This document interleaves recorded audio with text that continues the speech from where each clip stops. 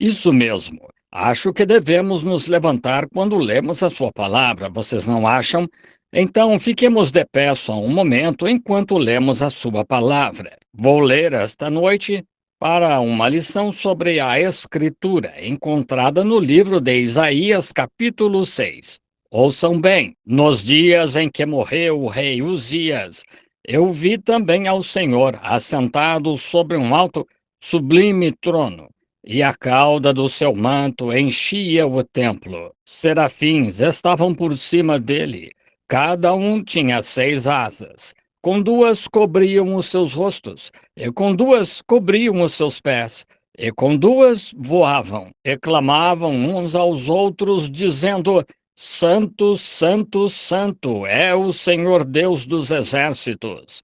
Toda a terra está cheia da sua glória, e os umbrais das portas se moveram à voz do que clamava, e a casa se encheu de fumaça. Então disse eu: Ai de mim, pois estou perdido, porque sou um homem de lábios impuros, e habito no meio de um povo de impuros lábios. Os meus olhos viram o Rei, o Senhor dos exércitos. Porém, um dos serafins voou para mim, trazendo na sua mão uma brasa viva que tirara do altar com uma tenaz. E com a brasa tocou a minha boca e disse: Eis que isto tocou os teus lábios. A tua iniquidade foi tirada, e expiado o teu pecado. Depois disto, ouvi a voz do Senhor, que dizia: A quem enviarei? E quem há de ir por nós? Então disse eu: Eis-me aqui, envia-me a mim. Inclinemos a cabeça agora. Pai, ai, sentimos-nos como Isaías se sentiu. Ai de nós, porque os nossos olhos viram o Rei, o Senhor da Glória. Nós te agradecemos, Senhor, por haver um processo de purificação esta noite, que pode tocar não só nossos lábios, mas nosso coração e nossa alma, e nos purificar de toda a nossa impureza, porque é verdade que habitamos entre pessoas de lábios impuros, e também os nossos lábios são impuros. Rogamos que o grande Espírito Santo venha e toque nossos lábios e nosso coração com unção, o fogo do Espírito Santo do altar de Deus, e nos purifique de toda a nossa incredulidade e dúvidas, para que ele possa entrar e fazer sua morada conosco, pois nós o amamos e o veneramos e o adoramos. Rogamos, Pai, esta noite, se houver alguém aqui que ainda não recebeu esse toque purificador do grande Espírito Santo, o fogo de Deus, que esta noite, esta obra, seja realizada neles por amor do reino de Deus. Pedimos em nome de Jesus. Amém. Podem sentar-se. Agora tentarei sair cedo. Não quero que percam a escola dominical. Agora, não há problema perderem um dia de trabalho, vocês não perderão muito, mas segurei-os até às 9h30 ou algo assim na outra noite. Mas, independente do que fizerem, não faltem à escola dominical. Agora, meu tema esta noite é influências. Queremos ler esta história? Devemos abrir em 2 Crônicas, capítulo 26, e vocês podem lê-la. Este Uzias era um jovem pastor, e ele, segundo Crônicas 26, nos diz que ele foi ungido rei aos 16 anos. E o pai de Uzias, um homem pio. E este homem era um bom homem, tendo pais pios. Ele fez o que era reto aos olhos do Senhor. Agora, vemos que, geralmente, eu acho que hoje, nosso grande problema é o que cremos ser a delinquência juvenil. É um pai ou uma mãe delinquente, um lar delinquente. Nosso povo se afastou das coisas com que eles deveriam ter ficado. A igreja ficou morna ou fria, e os filhos saíram para o mundo. Agora, Hollywood lança muitos filmes e televisões e tal, que são até sem censura, onde falam palavrões e usam o nome de Deus em vão. E era considerado errado as crianças das igrejas da santidade irem a sessões de filmes ou ao cinema. E agora, Satanás deu um salto à frente, trazendo-os para dentro de casa, na forma de televisão.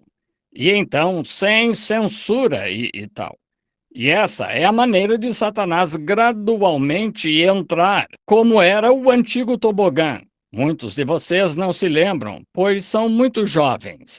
Era um entretenimento para as crianças. Você se sentava em seu tobogã e ficava dando voltas e voltas. Havia um buraco, uma depressão, e todos desafiavam uns aos outros para ver quem chegava mais perto dela. E depois de um tempo, antes que percebesse, lá se ia você para baixo. É assim que o pecado é. Não brinque com ele. Não veja quão perto você pode chegar dele. Veja o quão longe você pode ficar dele. Está vendo? Não se arrisque. Se vai se arriscar, eu não quero risco. Disseram que certa vez um velho escocês ia atravessar uma montanha. E as charretes estavam esperando. Cada homem queria levá-lo para o outro lado. Ele disse: quero que o melhor charreteiro me leve. Um deles disse: bem, posso conduzir meus 6 cavalos a galope dentro de 25 centímetros daquela borda em volta dessa montanha. Cair era morte. Disse: sou bom o bastante para conduzir meus cavalos com segurança em volta dela, dentro de 25 centímetros das minhas rodas e não cair. O outro disse: posso fazer melhor. Posso dirigir a uns 15 centímetros ou 10 centímetros e nunca cair. Ele disse: e o senhor? Disse: bem, não sei, não gosto de fazer isso. Eu vou longe da beirada do barranco. Ele disse: leve-me você. Isso mesmo, é esse. Não se trata de quão perto você pode chegar e quão forte acha que está. Fique o mais longe que conseguir do pecado.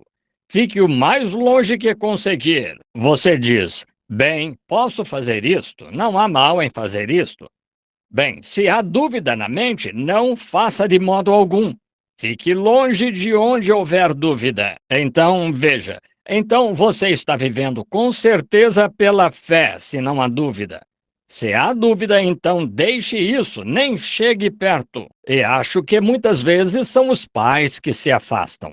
Sei que há vezes em que as escolas e tal, escola dominical de meia ou 1 hora, domingo de manhã, e o mundo fica com as crianças o resto da semana. Injeta nelas mais do que um professor e muitas vezes demais, a professora tem uma pequena lição trimestral que ela ensina enquanto pinta os lábios e arruma o cabelo, deixa as crianças fazerem o melhor que puderem. E então, em casa, elas não recebem nenhum treinamento cristão.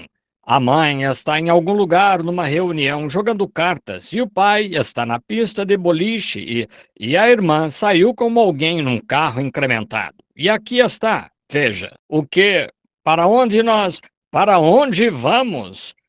Você é terrível. E então vemos todas estas coisas juntas. Júnior lá fora, correndo para lá e para cá na rua, em sua motocicleta. Alguns deles estão jogando golfe e outros jogando sinuca. E é uma coisa e outra para entretenimento. E a igreja é abandonada. Muitas vezes, então eles têm uma junta ali. Se esse pastor tocasse numa tecla que fosse um pouco contrária ou dissesse algo a respeito, essa junta o chamaria. Seu nome iria para a sede e ele seria excomungado. Assim, vejam, tornou-se um ganha-pão, em vez de um servo ungido para pregar o evangelho. Estão vendo? Isso mesmo, torna-se o que eles querem. É um ganha-pão. Eles têm de ficar lá, receber um bom salário. Ouça, irmão, Deus tenha misericórdia de um homem que venda sua primogenitura por isso.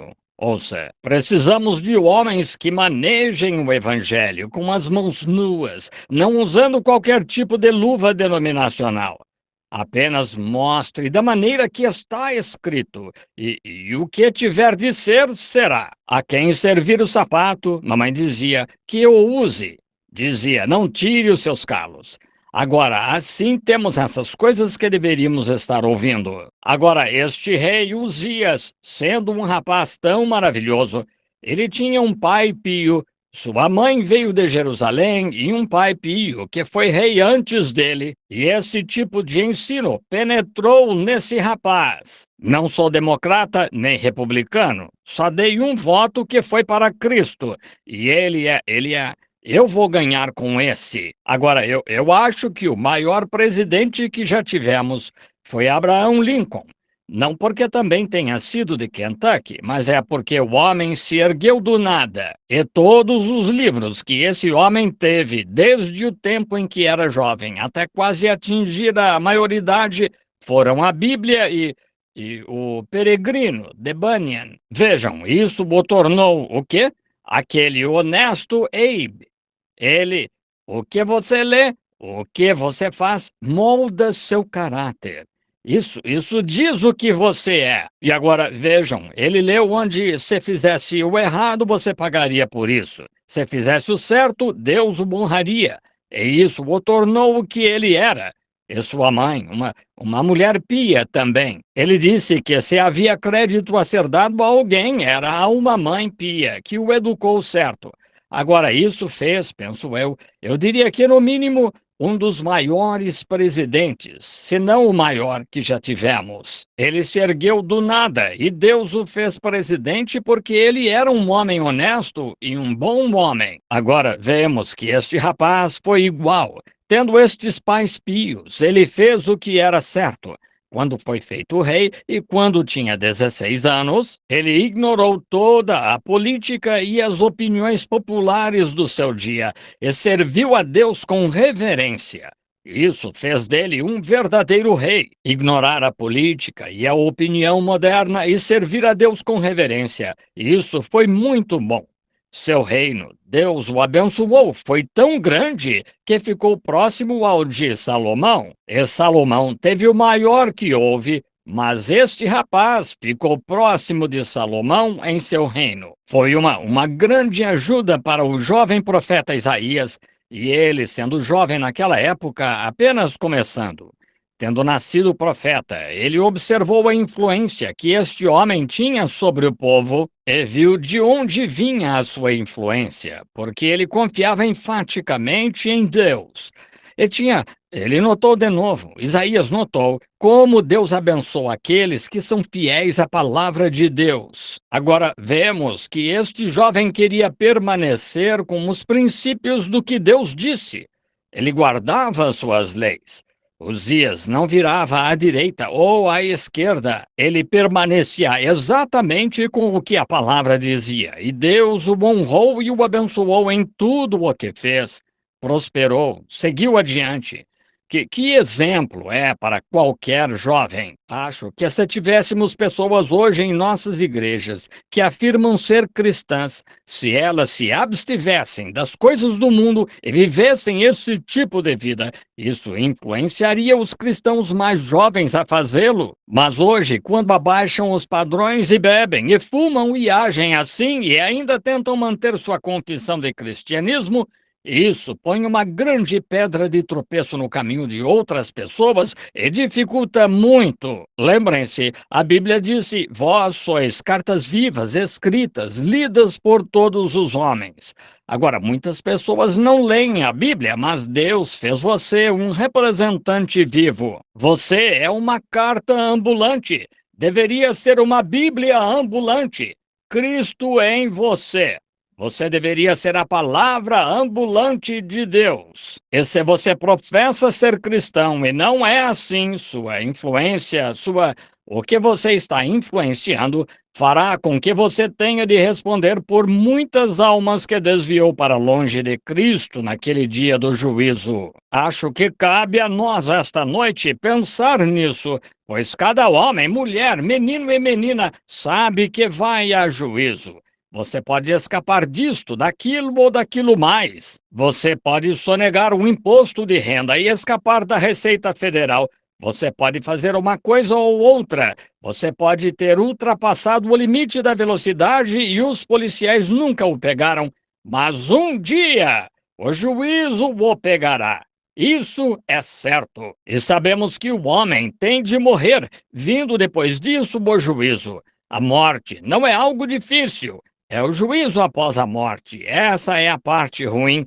E aí, o que você fez na vida e como influenciou outros, você terá de responder por isso naquele dia. Quanto mais devemos deixar todo o embaraço e o pecado que tão de perto nos rodeia, para que corramos com paciência esta carreira que nos está proposta, olhando não para o credo, para a denominação, para alguma outra pessoa, mas para Jesus Cristo, o qual é o autor e o consumador da nossa fé. Como devemos pensar nessas coisas, amigos? Séria e reverentemente, ao vermos esse dia se aproximando e sabendo que a qualquer momento as páginas da sua vida, o livro pode ser fechado esta noite e amanhã será tarde demais para você fazê-lo. Não adie para amanhã o que você pode fazer hoje, pois o amanhã pode nunca chegar. Homens e mulheres, moços e moças, podem estar sentados aqui esta noite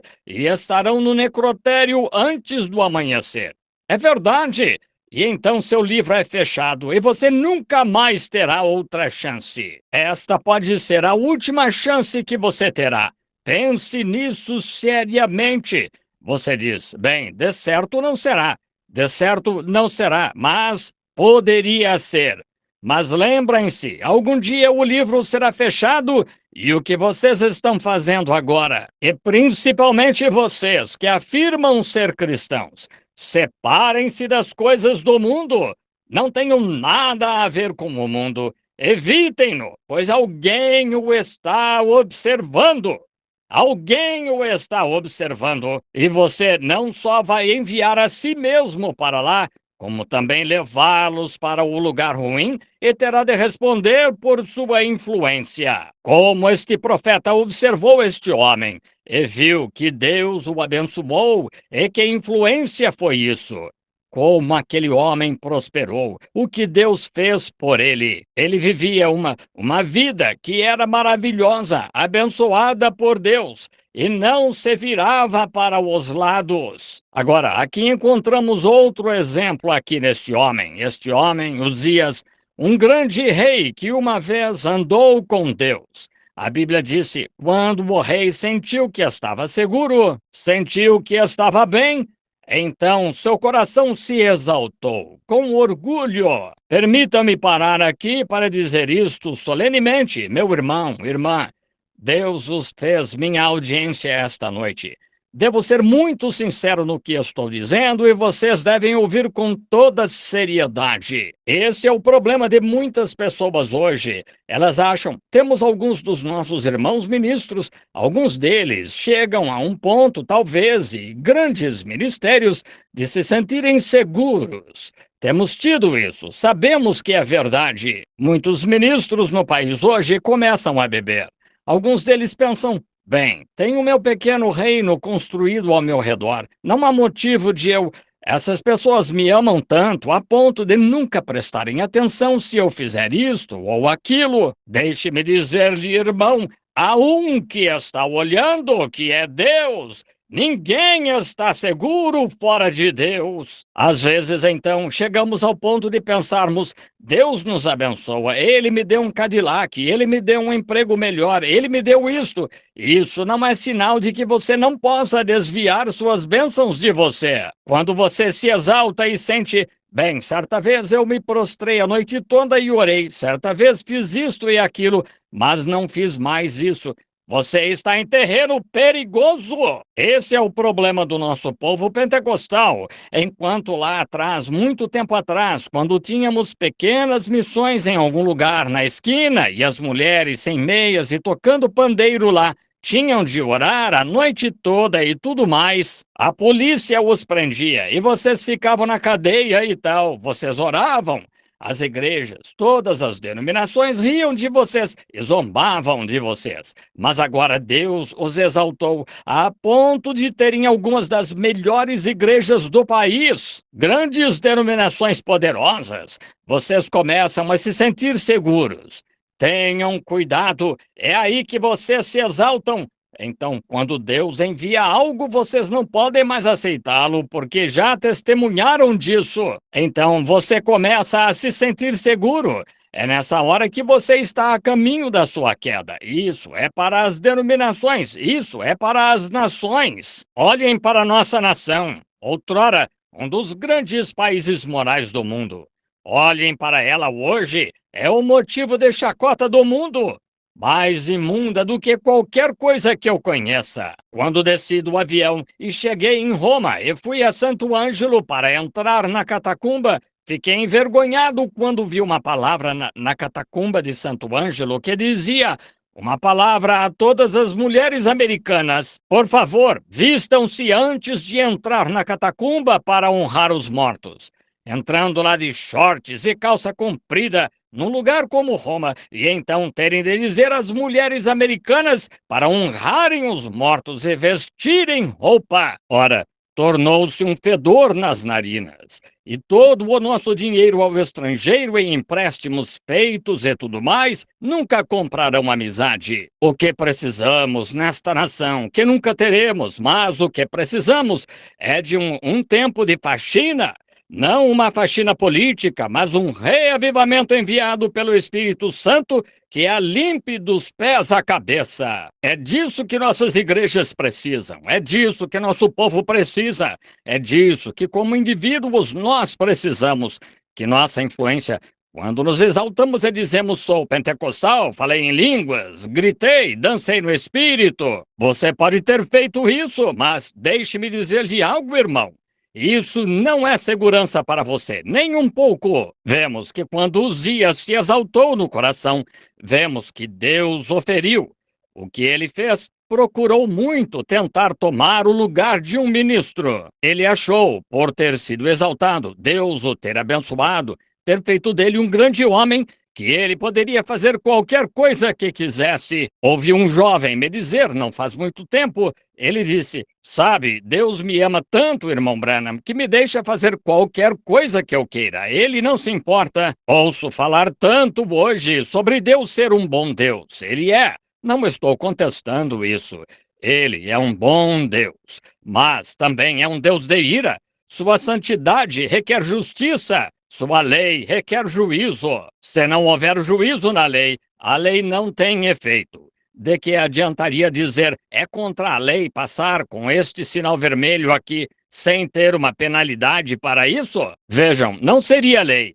Não conseguiriam fazer nada. Não há penalidade. Há penalidade por transgredir as leis de Deus, e será, você terá de pagar até o último centavo antes de ser solto. Agora, muitos homens hoje cometem esse triste erro, como esse indivíduo cometeu, quando se exaltou, ficou grande. Ficou tão grande que tinha tudo em suas próprias mãos, sentiu-se seguro. Deus me ama tanto que não há nada que possa me incomodar agora. Quando fez isso, ele se pôs na mesma condição em que Nabucodonosor se lançou certa vez, como vocês, leitores da Bíblia, sabem. Então vemos que ele foi ferido de lepra porque tentou tomar o lugar de um ministro. Não faz muito tempo. Falo internacionalmente para os homens e negócios do Evangelho Pleno. Um tempo atrás, eu estava sentado em um lugar, foi na Jamaica. Estávamos tendo um encontro. Eu os amo porque são pessoas de todas as igrejas. Isso me dá a chance de falar. Às vezes as igrejas não cooperam, mas seus homens de negócios estão cooperando. Elas terão de se conter por causa dos homens de negócios. Assim, agora vemos que ali eu estava realizando uma reunião. Naquela noite, quando voltamos ao Hotel Flamingo, eu disse: tenho vergonha de vocês. Eu disse: foi uma vergonha. Tudo o que vocês falaram diante de todos os líderes políticos e tal, e homens de negócios aqui e ali, foi sobre Eu tinha um pequeno negócio aqui e tenho 16 Cadillacs, ou seja o que for. Eu disse: esses homens, vocês não podem se comparar com eles. Esse é o problema da igreja hoje. Vocês estão tentando se comparar com Hollywood. Vocês estão tentando fazer como Hollywood. Lembrem-se, Hollywood brilha, o evangelho resplandece. Vocês não podem passar para o terreno deles, vocês têm de trazê-los para o nosso terreno. E aí é onde temos de trazê-los. Temos de trazê-los para cá, não nós irmos para lá. Nunca poderíamos nos comparar com eles. Não queremos. Eles brilham e reluzem. O evangelho resplandece em mansidão e humildade.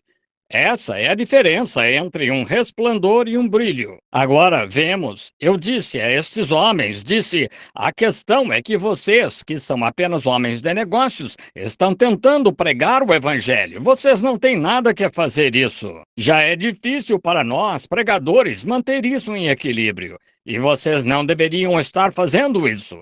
Vocês estão tentando ocupar o lugar errado. Vocês são homens de negócios, mas não tentem ocupar o lugar do evangelho. E eu disse, a questão é que hoje vocês estão tentando dizer o quanto tem. Que diferença dos primeiros pentecostais. Os primeiros pentecostais se desfizeram do que tinham. Um cantor lá era um ótimo homem. Eu o amo. Ele era um bom homem, mas disse: Irmão Branham, nunca quero contestar sua palavra ou dizer qualquer coisa contra isso. Eu disse: tudo bem, se não for a palavra do Senhor, então o irmão tem direito. E ele disse: desta vez o irmão está errado. Eu disse: oh, não, não, não.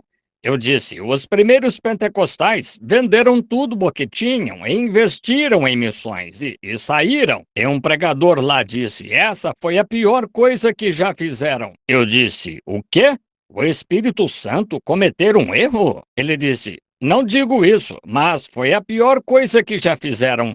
Disse: então, quando o conflito chegava à igreja, eles não tinham lares para onde ir. Eu disse: exatamente o motivo de Deus tê-los levado a vender suas casas. Então, eles foram por toda parte, divulgando a mensagem por todo o país. Eles não tinham para onde ir. Deus sabe o que está fazendo. Deixe-o dirigir o negócio. Vemos que este homem pegou um incensário, começou a fazer um movimento, um incensário a queimar incenso. Esse não era o trabalho dele. Ele era rei, não era para ser sacerdote. E o sacerdote correu atrás dele. Ele disse: tu não deverias fazer isso. Só um levita deve fazer isso. E tu não és levita. Requer-se um homem consagrado para isso. E tu não és consagrado ao Senhor, tu és rei. Deus está te abençoando, isso é bom, mas tu não foste consagrado para fazer isso. Tantas vezes temos visto tentarem personificar dons, quando não foram consagrados ao chamado. E temos visto tudo isso. Vemos isso hoje justo como foi então. Vemos alguém tentando imitar uma pessoa que tem o Espírito Santo, gritar como ela, falar em línguas como ela, e ainda assim não sabem mais sobre Deus do que um hotentote saberia sobre uma noite egípcia. Isso mesmo. Apenas personificação, agindo assim, fingindo algo. Mas deixe-me dizer-lhes, vocês que estão olhando para isso, lembrem-se, onde se vê alguém imitando, há algo genuíno em algum lugar. Se eu encontrasse $1 e fosse falso, é apenas um sinal de que foi feito de um verdadeiro. Mas vemos este homem Uzias tentando ocupar o lugar deste sacerdote, e quando correram atrás dele, lhe disseram, ele se irou. Ele se virou e lhes disse, farei o que quero. Quem és tu para me dizeres o que fazer? Tu me dizes o que devo fazer? Sou o rei, farei o que quiser. E Deus o feriu de lepra ali mesmo, e ele morreu leproso. Em sua ira, quando sua ira se acendeu, então ele foi ferido de lepra. Então, foi uma lição para o jovem profeta, sem dúvida. Depois de ter visto este homem progredir e conseguir seu PhD, seu LLD e tal, e então tentar ocupar um lugar que não lhe pertencia. Ele descobriu e se irou com isso. Quando alguém tentou lhe dizer qual era o assim diz o Senhor, ele falhou em reconhecer. E Deus o feriu de lepra, que é um tipo do pecado. Muito bem. Por meio disso, Isaías aprendeu que Deus ordena seu homem ao seu lugar. Deus faz a ordenação. Não podemos pegar um homem, em algum momento ele ia fazer isso. Uma jovem senhora aqui, não faz muito tempo, me disse que ela, ou que tinha um filho que ia, disse, ele sentiu que tinha um chamado. Ela tinha uns 35 anos, eu acho. Ela disse: Meu filho, com uns 14 anos, sente que tem um chamado. Irmão Branham, o irmão o enviaria para conseguir seu PhD ou algo assim? O enviaria a alguma faculdade? O que o irmão aconselharia? Eu disse: A melhor que conheço é a faculdade de joelhologia, ficar de joelhos. Eu disse: Ele iria lá ao meio daquilo e logo começaria a aprender matemática e sobre tudo isto, e sobre isto, e eles lhe dariam um teste mental e um de QI e tudo isso. E então tirariam tudo o que é de Deus que já esteve nele, eu disse. Não que esteja menosprezando essas coisas, mas só estou lhe mostrando o quão longe elas saem da linha. Observem e vejam o que aconteceu. Agora, Deus ordena seu homem ao seu lugar. Não faz muito tempo, eu estava lendo uma pequena história de uma mulher que teve uma doença, uma pneumonia em Saint Louis, Missouri, e estava muito enferma, e disseram que estava para morrer. E ela tinha um filho na faculdade. Então o médico veio examinar, ver quanto tempo mais ele achava que ela tinha de vida. E disse: de certo, ela já não estará mais aqui em 1 ou 2 dias. Assim, telegrafaram para o jovem filho para dizer: melhor voltar para casa, sua mãe está nas últimas. Assim, o jovem filho, recebendo o telegrama, estava se aprontando para partir e recebeu outro telegrama: sua mãe está melhor agora. Tudo bem, não venha. Bem, então, cerca de 1 ano depois, ora, o rapaz fez sua visita anual ao lar. Quando chegou em casa, ele disse: mãe, depois de cumprimentá-la, ele disse: sabe, eu queria saber, quando eu estava tão doente, a senhora nunca me contou o que aconteceu. Ela disse: oh, filho, tenho algo para lhe contar. Ela disse: sabe aquela pequena missão aqui na rua, aqui onde aquelas pessoas gritam assim e choram e tal? Disse: sim. Disse: o pastor delas crê em orar pelos enfermos. Disse: uma das senhoras veio aqui e me contou. Disse: o médico me disse que eu tinha mais alguns dias para ficar por aqui. E disse: então enviaram e mandaram. Queriam mandar certo pastor que viesse e orasse por mim, e a senhora queria. E eu disse: bem, claro, peça-lhe para vir. Disse: sabe, ele veio e disse, leu uma escritura ali da Bíblia e disse: ele veio e impôs as mãos em mim e orou por mim. E sabe, a febre me deixou e fiquei bem. E ela disse: oh, louvado seja Deus. Ele disse: mãe, agora a senhora sabe que não é desse jeito. Disse: oh, não, não, querido. Disse: de fato aconteceu. Ela disse: glória a Deus, estou lhe dizendo que foi. Ela disse. Ele disse: agora a senhora está mesmo agindo como aquela gente. Disse: não deve fazer isso, mãe. Disse, querido, ele leu direto na Bíblia. Ele leu lá Marcos capítulo 16. Estes sinais seguirão aos que crerem. Aqui está, bem aqui, disse. É este bem aqui, ela disse. Oh, mãe, aquelas pessoas lá são analfabetas, disse. Aquelas pessoas lá não têm instrução, disse. São pessoas pobres, lixo como o das ruas e tal, e correm para lá. Disse aquele pastor, disse: aprendemos na faculdade que Marcos 16, do versículo 9 em diante, não é inspirado. Ela disse: glória a Deus! Ele disse: mãe, o que há com a senhora? Disse: estava pensando, filho, se Deus pode me curar com uma palavra não inspirada, o que ele de fato faria com a que é inspirada? Então, acho que isso resolve o assunto, não é? Se a não inspirada cura, o que fará a inspirada? É isso, meus amigos. Sim, Senhor. Agora, tentando tomar o lugar de outro. Deus ordena seu homem. Deus coloca seu homem no lugar. Ele não deve tentar tomar o lugar de outro. Você não deve fazer isso. Agora, a visão no templo, ele foi ao templo quando soube disso. Isaías viu que Ezequias, o que lhe aconteceu, e então ele morreu. E houve quero dizer, Uzias, e ele tinha sido levado para o acampamento dos leprosos, e seu filho teve de reinar em seu lugar. E então Isaías ficou meio enfastiado. Assim, ele foi ao templo certo dia para tirar isso do seu peito. Acho que isso é algo bom todos nós fazermos. É ir à casa de Deus, ir e entregar sua alma, tirar isso da mente. Assim, Isaías chegou lá e começou a orar. Ele não pode ter sido de tarde, ou de manhã cedo, não sei. Assim, ele foi ao altar e começou a orar até ficar muito fervoroso. Agora, esse é o caminho. Ele viu que aquilo para o que estava olhando aqui na terra tinha falhado. Aquele rei que Deus abençoou, este grande e poderoso rei, o mais poderoso da região, e mesmo assim falhou. E então ele não sabia o que fazer e começou a orar. Então, de repente, ele levantou a cabeça e então viu um verdadeiro rei. Ele viu Deus exaltado nas alturas. A cauda do seu manto enchia os céus. Ele viu algo digno de seu olhar, um exemplo verdadeiro.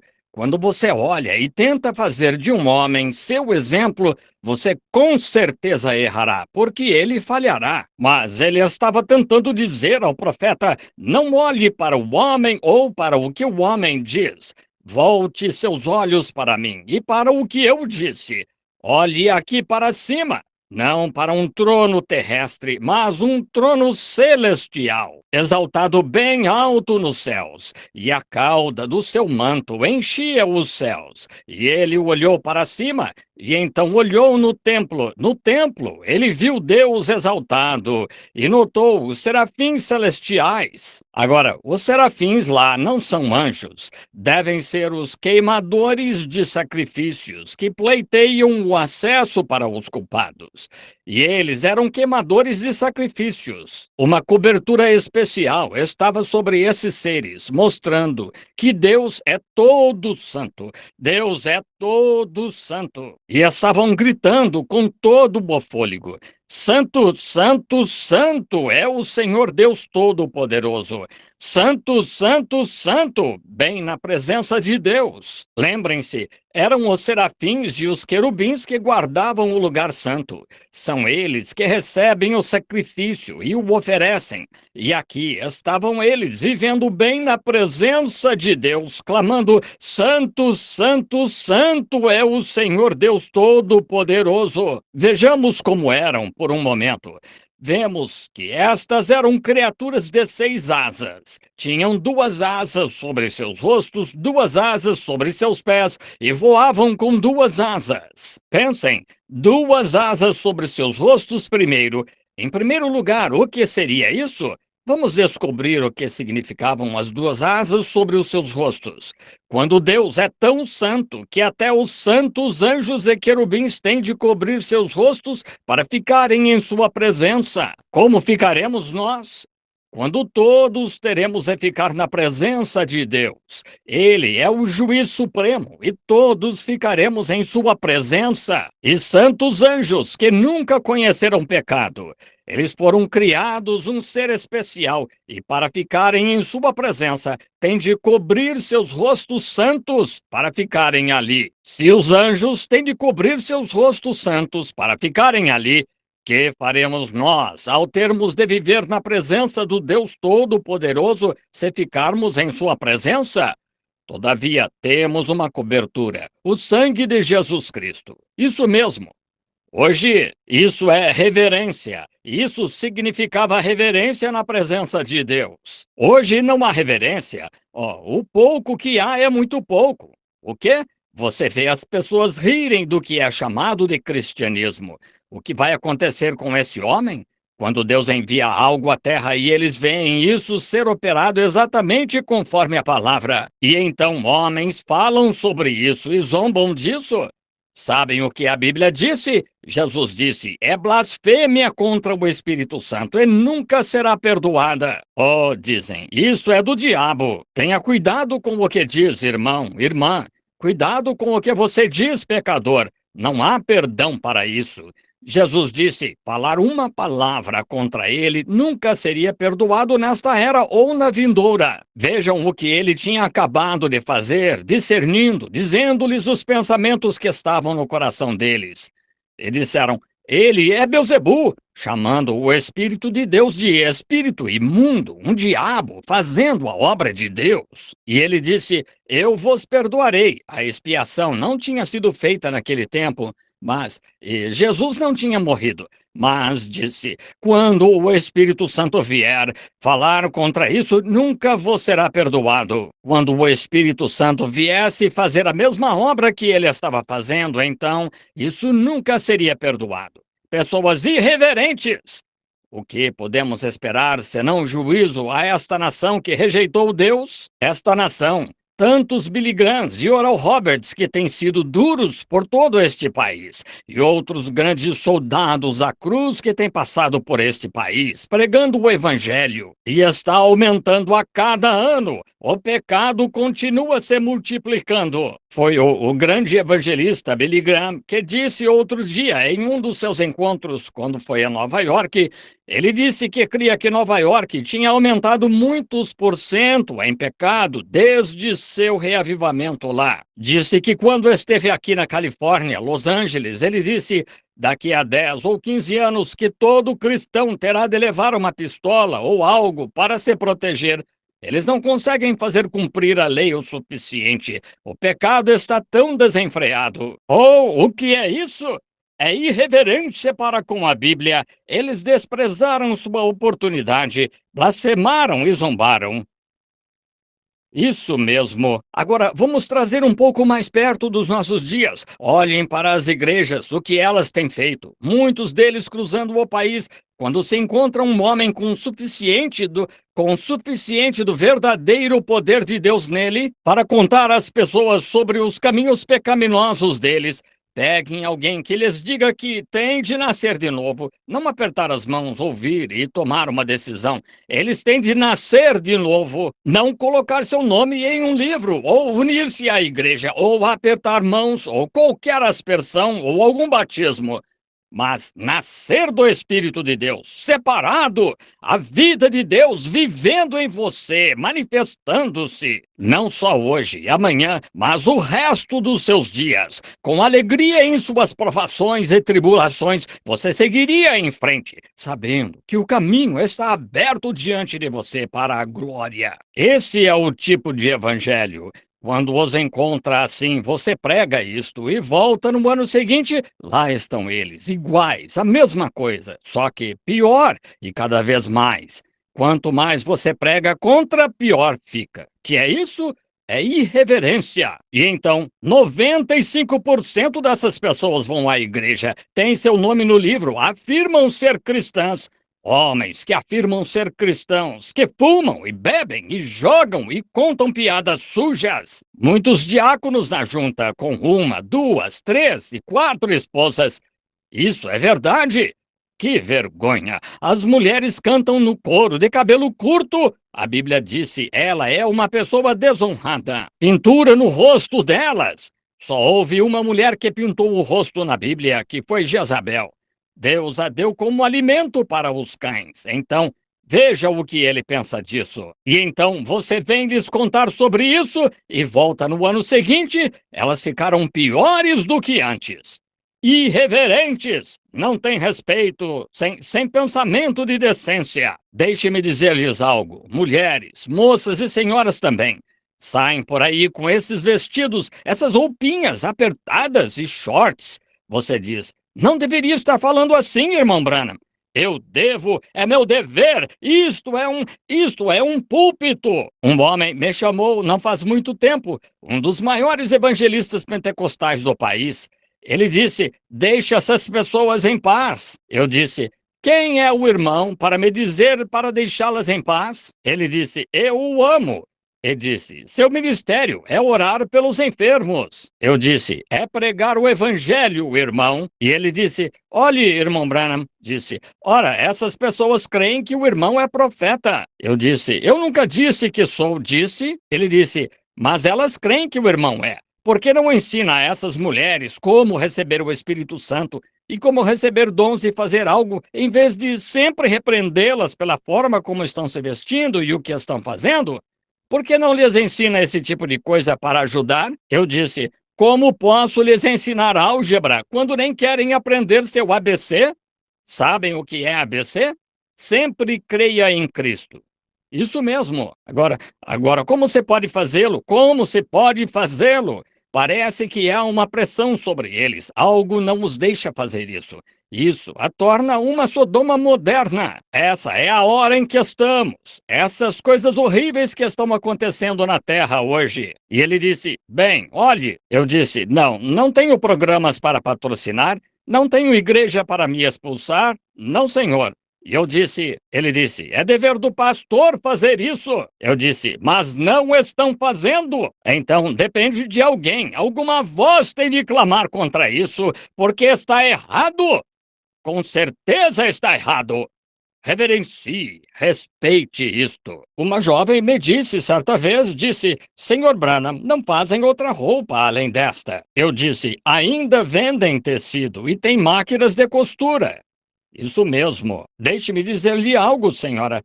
Você pode ser tão pura e virtuosa quanto possa. Você pode ser tão honrosa para com seu marido, seu namorado, quanto possa. Mas um dia destes, no tribunal de juízo, você vai responder por cometer adultério. Se não sou culpada, você é culpada. Jesus disse, qualquer que atentar numa mulher para a cobiçar já em seu coração cometeu adultério com ela. E quando esse pecador que olhou para você assim e teve esses pensamentos a seu respeito, ele terá de responder no dia do juízo. E porque ele fez isso, você se apresentou a ele, torcida, em algum tipo de roupa e tal. Isso mesmo. É uma vergonha. Você terá de responder, senhora. E vocês, homens que se chamam de cristãos, que devem governar sua casa e deixam que as suas mulheres façam isso, arrependam-se! Ou toda a sua casa perecerá. Vocês podem não gostar de mim depois disso, mas vou lhes dizer a verdade, porque minhas mãos estarão livres do sangue quando eu for ao tribunal do juízo. Isso é certeza, veja, sim. Ouça, irmão, sempre há uma voz que acompanha o sinal, você sabe, e é melhor ouvi-la. Não a minha, mas isto é o que a Bíblia disse, isso mesmo. Sei que parece antiquado, mas é exatamente o que a Bíblia disse e é o que devemos ser. Os anjos têm de cobrir seus rostos para ficarem na presença de Deus. E mulheres, quando a Bíblia disse é algo invulgar ou vulgar, uma mulher até orar com o cabelo cortado. Ela não tem direito de orar, e vocês a colocam no coro e até as tornam pregadoras. Isso mesmo. Sei que isso os deixa um pouco enjoados. Mas, sabem, como mamãe me dizia sobre tomar óleo de rícino, se não o deixa doente, não lhe faz bem. Portanto, é assim com o evangelho. Tem de levá-los a pensar. É a verdade.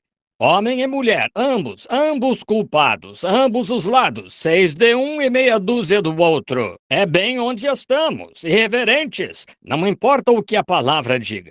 Bem, está tudo bem. Creio que está tudo bem. Você está presumindo que está tudo bem. A Bíblia disse que está errado. E presumir é aventurar-se sem autoridade. Você não tem autoridade de Deus para fazê-lo. Esses seminários e escolas e tal que passam por cima destas coisas assim são uma vergonha. Isso coloca jovens ministros na trilha errada, desvia-os após algum tipo de teologia feita pelo homem em vez da palavra de Deus. Não é de se admirar que não possam crer numa mensagem genuína e verdadeira.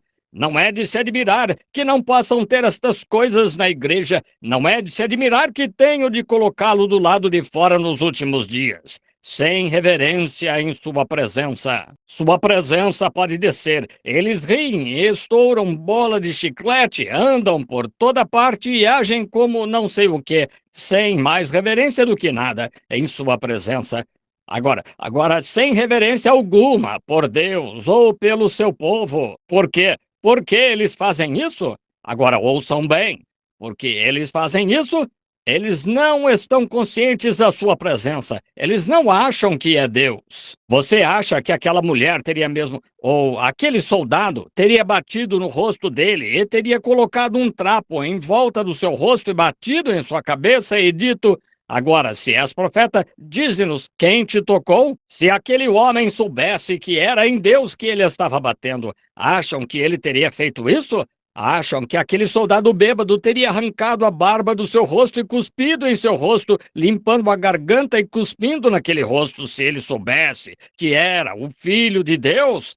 Ele não estava consciente disso. E hoje, o que as pessoas chamam de bando de fanáticos não estão conscientes de que é o Espírito Santo operando nessas pessoas e passam impunes com qualquer coisa, não conscientes disso, não conscientes da sua presença. Vocês sabem, como diz o velho ditado, alguns deles dizem: vou à reunião e dou risada, vou à reunião para achar falhas. Foi dito que os tolos andam com sapatos e cravos onde os anjos temem pisar. Não conscientes de Deus, esse é o motivo. Porque não são como Davi? Davi disse: eu o ponho continuamente diante de mim. Foi por isso que ele disse: nunca vacilarei, porque Deus estava sempre diante dele. Sim, Senhor. Agora, em segundo lugar, eles cobriam seus pés. O que eles cobriam seus pés significava humildade. Cobrir os seus rostos significava reverência na presença de Deus. Cobrir os seus pés era humildade em sua presença, como Moisés em sua presença. Tirando os sapatos, descobriu os pés. Paulo, quando encontrou Jesus, a coluna de fogo caiu no chão sobre seus pés. Ficou com seu rosto onde seus pés deveriam estar. Humildade. João Batista, aquele grande profeta, o primeiro a estar na terra em 400 anos, mas ele disse: não sou digno de tocar-lhe os pés, de desatar a correia que está na sua sandália. Vejam, aquela sobre os seus pés, coberto, significava humildade. Observe este servo agora diante de Deus. Seu rosto coberto em reverência, seus pés cobertos em humildade. Sim, e muito consciente de... Esteja muito consciente da sua pequenez. Todos estamos tentando ser alguém importante. Sou o doutor fulano de tal, o grande fulano de tal e tal. Você não é nada, isso mesmo. Isso só. Você não é nada. Se quer saber quão grande você é, enfie o dedo numa poça d'água e tire-o. E ache a abertura onde o enfiou. Está vendo? Não há nada ali. E é o que somos. Deus pode passar sem nós, mas nós não podemos passar sem Ele. Quem é você? Está vendo? Esteja consciente de quão pequeno você é. O caminho para cima é para baixo. Quem se humilhar será exaltado, quem se exaltar será humilhado. Não faz muito tempo, fui convidado por um grupo de santos a falar em Chicago. Um grande ministro pentecostal lá, com uns 4 diplomas de faculdade e tal, e ele não queria meu jeito iletrado de falar lá diante daquele grande concílio que iam ter. Assim, ele pediu a um homem de uma grande escola bíblica lá para ir, grande escola bíblica de Chicago, fazer o discurso. E o homem disse então o que ia fazer: subir lá e depreciar aquelas pessoas por quase tudo de que pudesse se lembrar, de quão errados por estarem crendo que havia um Espírito Santo e todas essas coisas assim, diante do povo pentecostal. Ele foi lá com o peito estufado e de colarinho virado, com um terno parecido com um smoking, expôs todas as suas anotações na plataforma. Ele as elaborou tão magistralmente que podia explicar a Bíblia e que Deus não sabia nada sobre ela. E logo ele viu que não caiu bem com as pessoas. Ele continuou dizendo uma ou outra coisa assim, e eles ficaram sentados olhando uns para os outros. Não combinava com aquele tipo de pessoas, aqueles pentecostais. Assim, depois de um tempo, ele viu que estava derrotado e colocou suas coisas embaixo do braço, saiu da plataforma de cabeça baixa, caída. Um velho santo sentado junto à parede disse: se ele tivesse subido como desceu, teria descido como subiu. E é mesmo desse jeito. Humilhe-se, veja quão pequeno você pode ser. Não é o que você sabe, é o que você não sabe.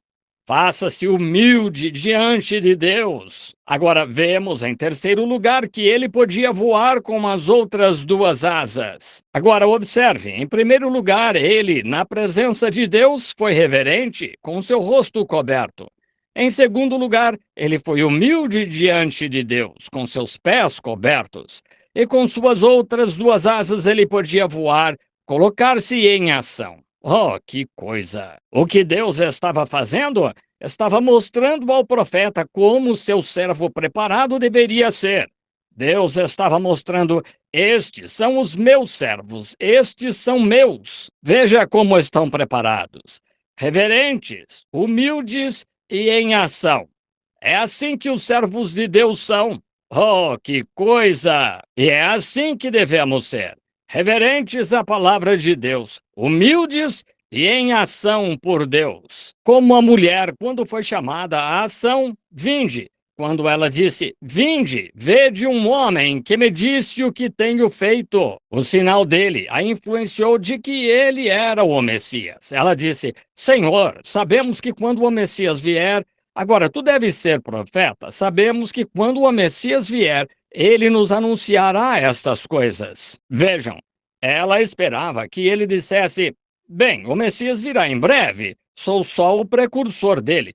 Mas ele disse, eu o sou. Isso a colocou em ação de imediato. Ela entrou em ação. Não se conseguiria detê-la. Era como uma casa em chamas, como eu disse a outra noite, no vento forte. Não se conseguiria detê-la. Ela foi à cidade. Vinde e vede um homem que me disse as coisas que tenho feito. Porventura, não é este o Messias? Estão vendo? Ela estava em ação. O que ela fez?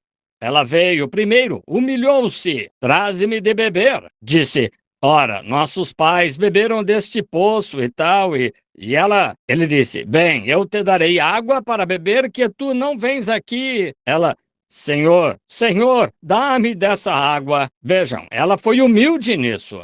E quando ela se humilhou, então Jesus lhe mostrou o sinal do Messias, e isso a colocou em ação. Ela estava pronta para partir, então. Estava pronta para contar a todos com quem entrasse em contato. Estão vendo? De fato, pelas tradições do país oriental, aqueles homens nunca teriam dado ouvidos àquela mulher. Uma mulher assim não tem voz entre o povo. Claro que não. Ela não podia dizer nada, mas tentar impedi-la? Ela estava em ação. Ela tinha de dizer a alguém, vinde aqui e vede vós mesmos. O homem me disse o que tenho feito. Não é isso que estávamos esperando? Não é o que a Escritura diz que o Messias, quando vier, que ele fará isto? Ela estava em ação, porque ficou humilde e Deus entrou nela. Pedro, quando aceitou a sua palavra, quando pescou a noite toda, sendo pescador ali, e chegou desanimado, sem peixe, qualquer bom pescador sabe como é sem peixe. Então, logo, ele lavou suas redes, colocou-as na margem e as estava deixando secar. E Jesus chegou e pediu seu barco emprestado. Ele pregou, então ele disse, Simão, faze-te ao mar alto e lança a rede para pescar. Volta para onde passaste a rede a noite toda. Volta para onde trabalhaste, hora após hora, e lança a rede para uma grande quantidade de peixes, uma grande pescaria. Agora olhem, ele disse, Senhor, havendo trabalhado a noite toda, nada apanhamos. Mas sobre a tua palavra, Senhor, vou lançar a rede, sobre a tua palavra. É isso, confie na palavra de Deus. E quando lançou a rede, ele apanhou uma quantidade tão grande de peixes que a rede começou a se romper. Isso o colocou em ação. Sim, Senhor. A influência de Jesus sobre ele o colocou em ação. E ele lançou a rede. E Jesus disse, não temas, de agora em diante serás pescador de homens. O cego, quando foi curado, sentado junto à porta ou sentado na rua, e os fariseus diziam, qualquer que o professasse ou tivesse algo a ver com Jesus, seria expulso do templo. Eles vieram, perguntaram ao pai e à mãe, disseram, tem idade, perguntai-lhe-o a ele mesmo. Ele disse, um homem chamado Jesus me curou. Disse, este homem é pecador, ele não pertence aos nossos grupos, não sabemos de onde ele vem. dá glória a Deus. Ele disse: agora, se é pecador, não sei. Ele disse: mas isto eu sei, havendo eu sido cego, agora posso ver. Ele disse: o engraçado para mim é que vós devíeis ser os líderes espirituais desta hora, e este homem me abriu os olhos, e ainda assim não sabeis de onde ele vem. O que ele fez? Ele entrou em ação. Isso mesmo, isso, o colocou em ação, pois ele divulgou sua fama por toda a região. As pessoas, no dia de Pentecostes, quando Jesus lhes disse para esperarem lá em cima e elas seriam, desceu, e quando o Espírito Santo desceu sobre elas no dia de Pentecostes, quando foram influenciadas pela palavra de Deus manifestada. Agora, lembrem-se, Jesus disse: esperai em Jerusalém até que do alto sejais revestidos de poder. Eles esperaram, não 8 dias, não 9 dias, esperaram 10 dias até a promessa se manifestar. E o Espírito Santo caiu e se dividiu, e línguas de fogo pousaram sobre cada um deles. E enquanto eram influenciados pelo Espírito Santo, eles entraram em ação, cambaleando como bêbados, gritando, falando em línguas. Saíram para a rua, disseram: estão cheios de mosto. Ele, Pedro, levantou-se e disse: isto é o que foi dito pelo profeta Joel, e nos últimos dias acontecerá. O que isso fez? Colocou-os em ação. Isso o colocará em ação. Se você não o tem, isso o colocará em ação quando vir a palavra de Deus se cumprir. O que temos visto nestes últimos dias deve nos colocar em ação. Deveria fazê-lo, se o fizéssemos com reverência e humildade. A coluna de fogo diante de Paulo colocou-o em ação. E hoje, quando vemos essa mesma coluna de fogo pela ciência, pelos seus resultados, pelo que prometeu, fazendo a palavra nestes últimos dias se cumprir exatamente, isso deve nos colocar em ação, que o sinal foi dado. Como aconteceu nos dias de Sodoma, pouco antes de Sodoma queimar, assim será na vinda do Filho do Homem. Ele se manifestará de novo, o mesmo ontem, hoje e eternamente. Deve colocar cada membro do corpo de Cristo em ação, alcançando a todos quanto conseguir, pois esta é a última hora, é a última chamada, a última chamada. Palavra por palavra tem se cumprido. Com certeza deveria nos colocar em ação. Nós, como o profeta, vimos o resultado de denominações que se exaltam, perderem seu lugar em Cristo, perderem o apego à sua palavra, aceitando credos. E vimos o que lhes aconteceu quando fizeram isso. Morreram espiritualmente. Vemos o que aconteceu com os luteranos quando recusaram o chamado de Wesley. Vemos o que aconteceu com os metodistas quando recusaram o chamado pentecostal. Agora, e quanto aos pentecostais? Estão vendo? Vimos homens que se exaltam, como Uzias, que tentou tomar o lugar de um ofício ungido. O ofício de um homem na igreja é ungido, não designado, é ungido. A igreja, o pastor, o evangelista, o profeta, o apóstolo, devem ser o ofício ungido de Deus, não eleitos pelo homem. O homem tentou eleger esse ofício certa vez. Eles lançaram sortes por ele. O pobre Matias nunca fez nada, mas Deus escolheu Paulo e ele fez algo porque foi ungido. E temos visto estes oficiais tentando dizer: este é o santo bispo fulano de tal, este é o fulano de tal do estado, este é o homem fulano de tal. Nunca dá em nada. Mas quando Deus entra e toma o controle, então vemos a unção do Espírito Santo vindicar a palavra de Deus. Agora, os efeitos, a visão sobre o profeta, o que fez com este homem que nasceu profeta? Lembrem-se, ele escreveu a Bíblia inteira. Há 66 livros de Isaías e 66 livros da Bíblia. Começa como em Gênesis. No meio do livro vem o Novo Testamento, João Batista, e termina no milênio. O grande profeta, um dos maiores profetas que já tivemos, foi Isaías, e ele nasceu para ser. Mas quando estava na presença de Deus, o que isso levou o profeta a fazer? O profeta disse: ai de mim, porque sou um homem de lábios impuros. Ao entrar na presença de Deus e ver um vaso verdadeiramente ungido por Deus, fez com que um profeta confessasse que era pecador. Deveria nos fazer assim, deveria. A presença ungida de Deus, quando ele viu aquele clamando e os umbrais tremendo, e estes anjos indo de um lado para outro, provando que estavam diante de Deus e que eram os servos de Deus ungidos, e clamaram, ele era um pecador. O que aconteceu então, quando ele estava pronto? Agora ouçam, encerrando. Ele estava pronto para confessar que era pecador. Ai de mim, porque sou um homem de lábios impuros e habito entre pessoas de lábios impuros. Ai de mim! Então o anjo pegou a tenaz e tirou uma brasa do altar, segurou-a em suas mãos e veio e o purificou com ela. Então veio a purificação depois da sua confissão. Agora, se um profeta chamado, vindicado para ser profeta de Deus, na presença de Deus, vendo sua pequenez, estava pronto para confessar que era pecador. O que você e eu devemos fazer? Mas sabem o que fazemos? Viramos a cabeça, vamos embora e rimos. É aí onde estamos, até que venha a purificação. Vejam, Isaías, quero que notem outra coisa. Deus não usou livros de teologia, termos teológicos, para purificar seu servo. Ele usou o fogo. Ele não usou credos para purificar seu servo, ele tirou fogo do altar. Esse Deus chega a purificar um homem hoje, tem de ser o fogo do Espírito Santo que purifica o homem. Não é lendo um livro e fazendo isto, ou algum outro livro de fulano de tal. Certo grande ministro aqui na Califórnia disse outro dia que ele tinha o livro do ano. Discordo dele. O livro do ano é a Bíblia. Sempre foi. O livro do ano é o livro de Deus. Sempre. E Deus usou o fogo para purificar seu servo. Então seguiu, depois que ele humildemente confessou que estava errado.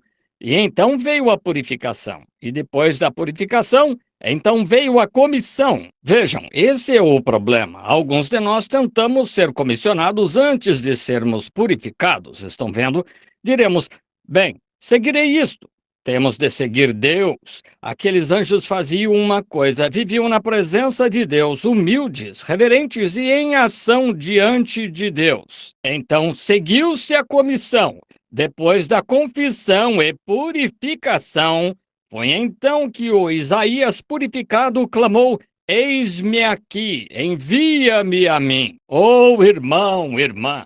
Se já houve um tempo em que os Isaías devessem ir à casa de Deus para a purificação, se já houve um tempo em que o membro da igreja devesse muito vir e confessar seus pecados, se já houve um tempo para o desviado, imaginem só, na noite em que Sodoma queimou, queria saber quantas pessoas desprezaram a mensagem daqueles anjos. Queria saber quantas pessoas não estavam preocupadas o bastante para ouvirem a voz deles.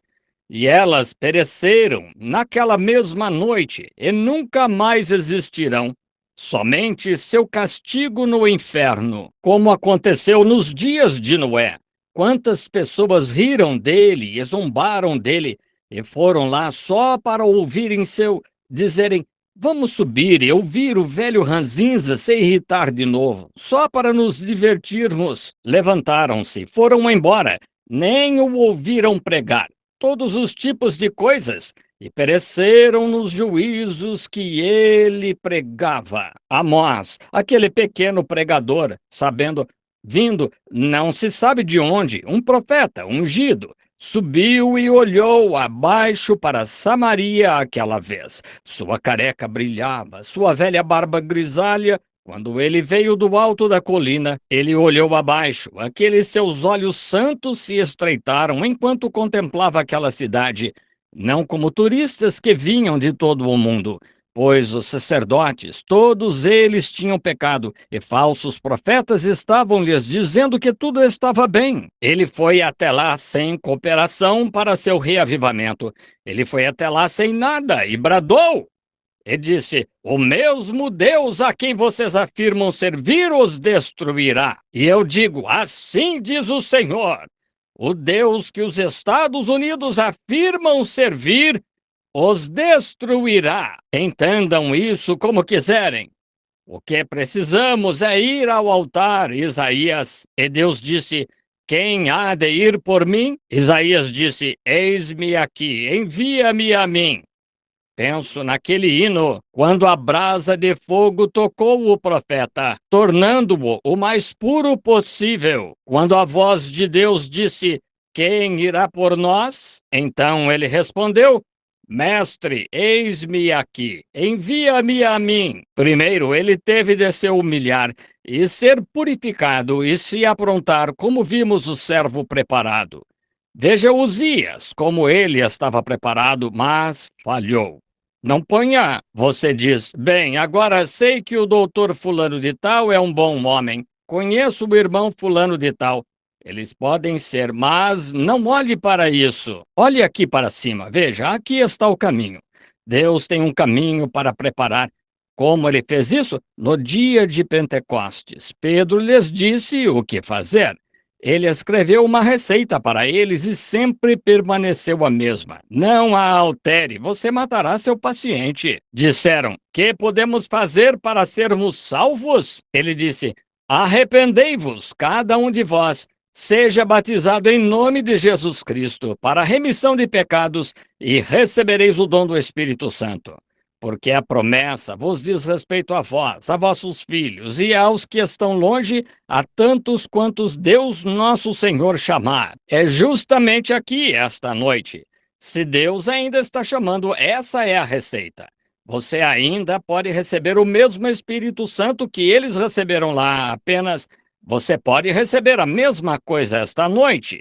Apenas não pare, faça só isso. Sim. Então você poderá dizer: cantemos esse. Ouça aqui, irmão. Inclinemos a cabeça. Você quer ser humilde e purificado? Enquanto estão tocando agora, há um Isaías aqui esta noite, ou 100, que quer a purificação de Deus em sua vida? Você que não conhece Cristo como seu Salvador, está convidado agora ao altar, se ele estiver falando ao seu coração. Não gosto muito de persuadir. Acho que o próprio Espírito Santo faz a persuasão. Mas se você está aqui e está sem Cristo, agora lembre-se, você responderá no dia do juízo pelo que fará com isto esta noite, entende? Agora, se quiser vir, estou aqui para orar com você, em nome de Cristo. Ofereço-lhe a oportunidade de vir buscar a Deus e alegremente poderá encontrá-lo. Jovens, velhos, de meia idade, membros da igreja, seja quem você for, se o fogo de Deus, pelo Espírito Santo, não lhe purificou o coração a ponto de crer em cada palavra desta Bíblia, e Cristo ser uma testemunha viva em seu coração de que ele ressuscitou dos mortos, então estou convidando-o ao altar. Venha aqui e deixe-nos orar com você, crendo então todos vocês, com base em sua própria ação, que estão salvos. Então, há um desviado aqui que gostaria de vir? Estou lhe pedindo, como servo de Cristo, que venha aqui e nos deixe orar com você. Não digo que ele o aceitará de volta. Creio que sim. Não quer experimentar agora? Se ele está falando com você, venha. Aquele sem o batismo do Espírito Santo, presumo que não haja ninguém aqui que não esteja desviado. Todos, então, já devem ter orado bastante, cristãos e prontos em oração. E então, se está pronto em oração e ainda não recebeu o batismo, e gostaria que Deus o desse a você, é sua oportunidade, então, agora. Há um homem aqui que não o tem. Bendito seja por seu coração humilde. Confio que seja outro Isaías. Agora, levantem a cabeça, então. Há um homem inclinado aqui no altar. Um que confio ser um Isaías. Agora ele está aqui. Vocês creem que ele está aqui? Agora vou lhes contar o que vocês fizeram. Vocês fizeram a coisa mais horrível que já fizeram. Há 200 ou 300 pessoas aqui que deveriam estar no altar. Permitam-me mostrar-lhes, em nome do Senhor, que estou certo no que estou dizendo. Olhem, alguns de vocês aqui, orem aqui. Aqui está sentada uma senhora de casaco branco, uma jaquetinha branca, olhando direto para mim. Não posso. Ela é cristã, mas está orando por uma enfermidade. Ela tem artrite. A irmã crê que Deus pode torná-la sã, curá-la? Então a irmã pode receber isso. O homem seguinte, sentado aí ao seu lado, tem algo errado com os ouvidos. Crê que Deus pode curar seu problema de ouvido, Senhor, e deixá-lo são? Sim. Levante a mão se crê. Agora, por favor, sejam reverentes só um momento. O homem ao lado dele está sofrendo de problema de coração. Crê que Deus pode curá-lo, Senhor, do problema de coração? Eu não o conheço. O Senhor me é desconhecido. Está certo? O Senhor é desconhecido. Bem, ouça. Se Deus me dissesse quem é, isso o ajudaria? Consegue me ouvir bem? Seu nome é Senhor Blackwood. O senhor crê que ele pode me dizer de onde o senhor é? O senhor é de Riverbank, Califórnia. Se está certo, fique de pé. Nunca ouvi na vida. Muito bem. Deus o abençoe, senhor. Sua fé o curou. Essa senhora sentada bem aí ao seu lado tem problema dos nervos. A senhora quer ser curada do seu nervosismo? Levante a mão se quer. Ponha a mão sobre ela, senhor, para que seja curada. A senhora sentada ao seu lado agora, de vestido vermelho, tem diabetes. Ela também quer receber oração, está vendo? Ela quer receber oração. Tenha fé. Aqui está uma senhora sentada bem aqui atrás. Ela está para ser operada. Se ela conseguir, oh Deus, ela tem útero caído. O nome dela é a senhora Maxwell. Creia, levante-se, aceite sua cura, senhora. A senhora não tem cartão de oração, tem? Não tem cartão de oração? Muito bem, não precisa de um. Levante a mão se for isso. Eu não a conheço. Se está certo, acene com uma mão. Se não nos conhecemos, acene com uma mão assim. O que ela tocou? Ela não me tocou. Senhor Stewart, gostaria de ser curado também do nervosismo e crê que Deus o curará? Eu não o conheço, mas é quem o senhor é e sofre de nervosismo. O senhor mal consegue se controlar. Fique de pé e aceite sua cura, em nome de Jesus Cristo. Aqui está uma senhora sentada aí atrás do senhor. Ela também tem nervosismo. Ela tem algo errado nos músculos do corpo. Ela vai deixar passar e... Senhora Newell, levante-se, se esse for o seu nome e for quem a senhora é. Creia. Vocês creem? Com certeza. Aqui está uma senhora sentada bem aqui. Ela tem problema de coração e pressão alta. A irmã crê nisso, certo?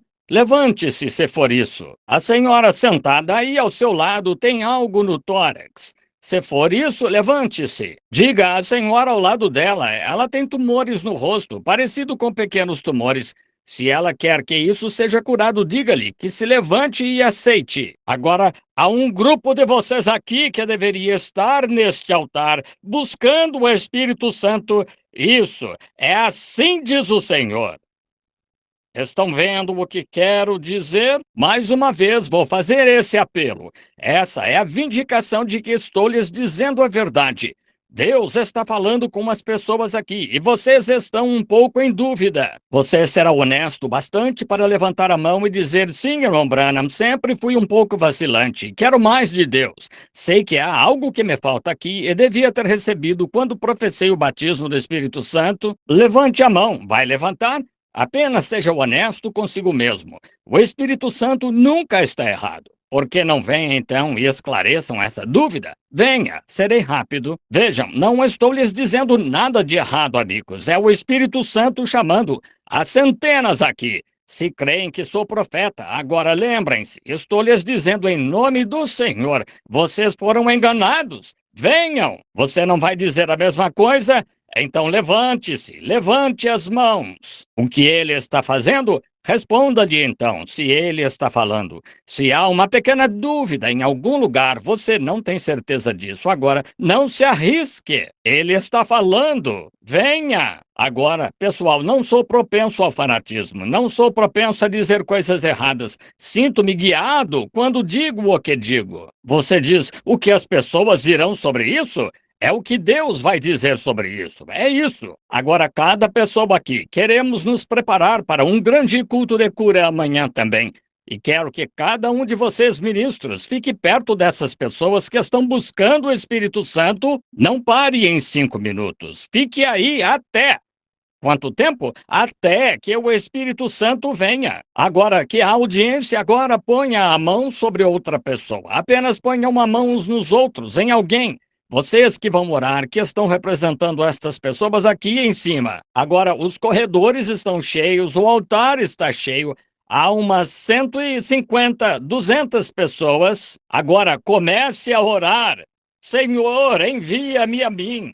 Fala, meu Senhor. Senhor, envia-me a mim. Cura estes, Senhor, em nome de Jesus Cristo. Senhor, concede. Ó Deus, concede as orações destes. Não desista. Fique aí até acontecer. Fique até você ouvir o clamor de Deus. Fique até que os querubins o estejam sacudindo. O Espírito Santo tirou a brasa de fogo do altar de Deus, colocando-a em seus lábios.